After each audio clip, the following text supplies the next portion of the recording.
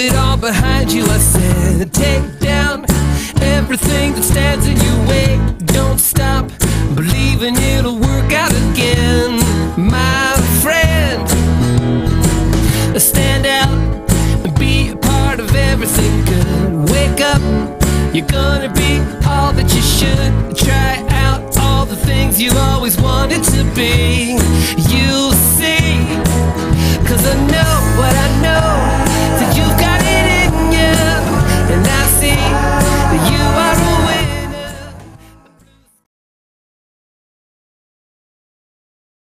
Hey, you know, for a movie I don't really care very much for, I'm making a huge attempt to make a review. I actually wasn't even going to make a review because after I saw Interstellar about a week ago, I was like, you know, leaving the theater, whatever. But then driving for Uber, I had somebody in my car last night who just saw Interstellar, so we compared notes, and interestingly enough, her observations were very similar to mine. So then I'm like, well, maybe I should make a poster review of Interstellar. So yeah, I first did my review, 10 minutes of my life I will never get back. And when I went to look at it, you know, make sure it was acceptable, I saw that my shirt was inside out. Yes. So then I redid it. And then I went to check and make sure the redone version was acceptable. And then I saw that I wasn't wearing my hat, which, I don't know, it just gives me a roguish kind of look. Yeah, right, dream on.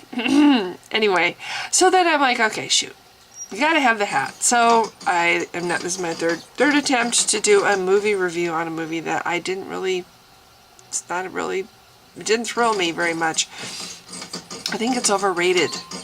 I think it's really overrated. Pardon the background noise. I have pity pets. That's the mice that I didn't feed to the reptiles.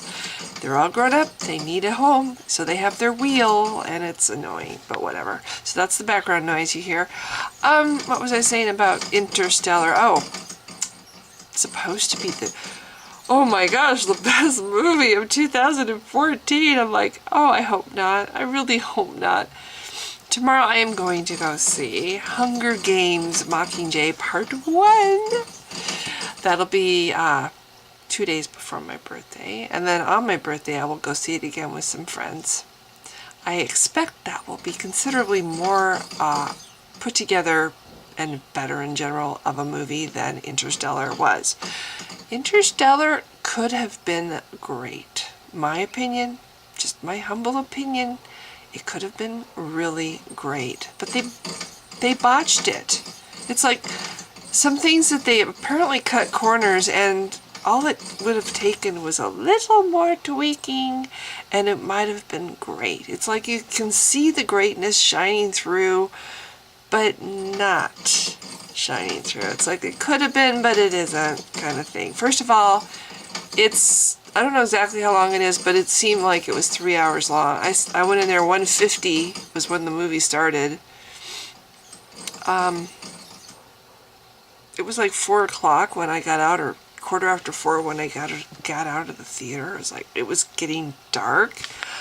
I was like, how long is this movie? It was very long, and it felt long. 20 minutes of the beginning did not need to be there.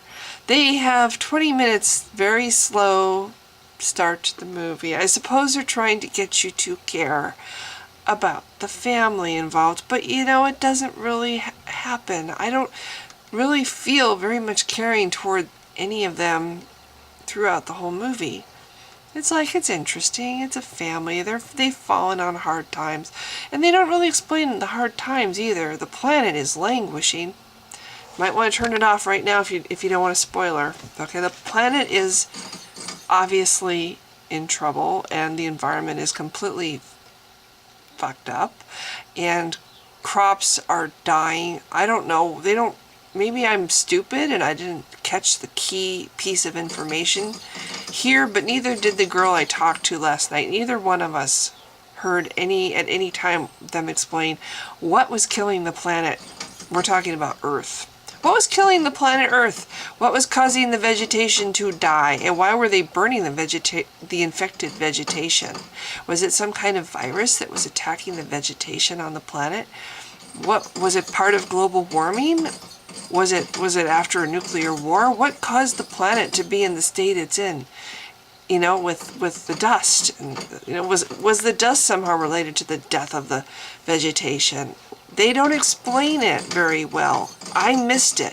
And I'm not stupid. I love science fiction. It's my kind of movie. So I should have loved this movie, but I didn't. And I should be able to piece together, you know, understand, follow, whatever, things that they don't really touch upon very well. I didn't. I never got what was killing the planet.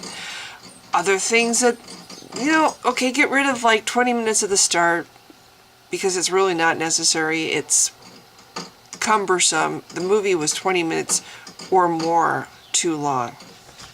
Use a little bit of that extra footage that you just gained by cutting out a huge chunk of the beginning to explain important key elements in the movie that you don't explain. I mean, they do not explain, at least, again, I didn't catch it. Maybe you have to be a geek to catch the finer nuances of this movie.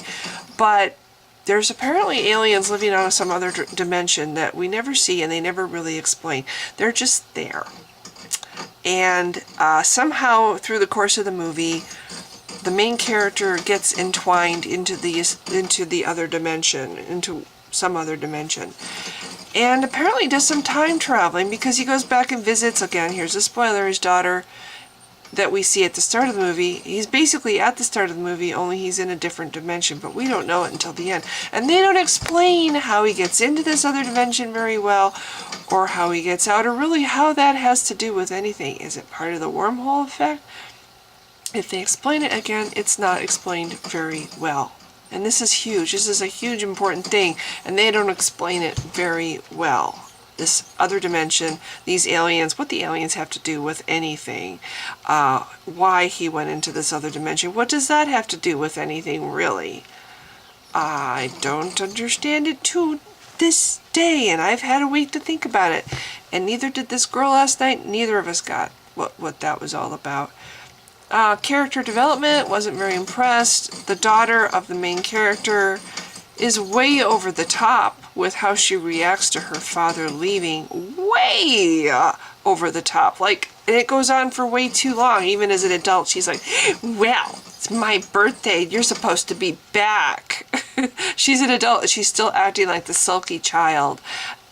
And in reality, if a young girl, she's not like she's a baby, she's a young teenager in the early part of the movie. In reality, a young girl, once daddy tells her, well, the next time you see me, we'll be the same age, would get it. That, oh my gosh, it's going to be years and years and years before I see my dad again.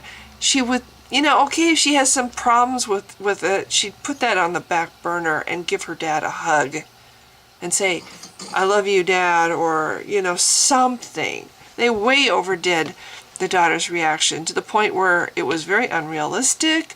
It made me actually not like the daughter's character, and I think we're supposed to like her. So that was another problem I had with the movie. I didn't really care very much about the daughter. And then you go through the whole movie, you know, kind of the thing that you're waiting for is the reunion between the daughter, who finally comes around to understanding Dad did this for the sake of the planet. She mellows out. You want to see this happy reunion between the main character and his daughter. You know, you have to wait a really long time before they finally, you know, that comes to happen. And what happens when they meet? Oh, Dad, it's really bad for a parent to see his child die. Just leave. And then he does. And that's it. It's like anticlimactic or what? They finally have this reunion, and it's not even a reunion. It's like, hi, can you leave? Dad, I don't really want you to see me like this, kind of thing. And he just does. He just leaves. The end. I mean, that's not the end of the movie, but that was the end of that relationship. And I'm like,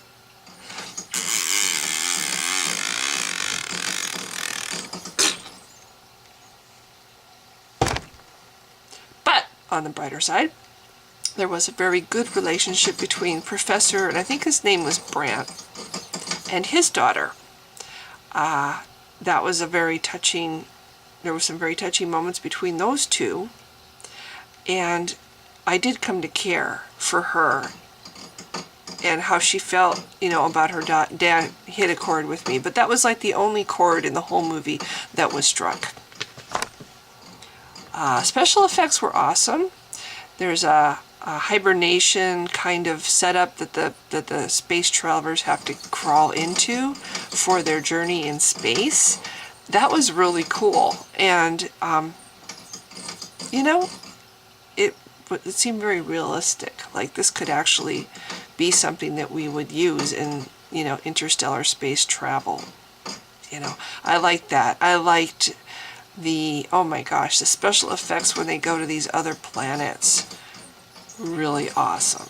Really well done.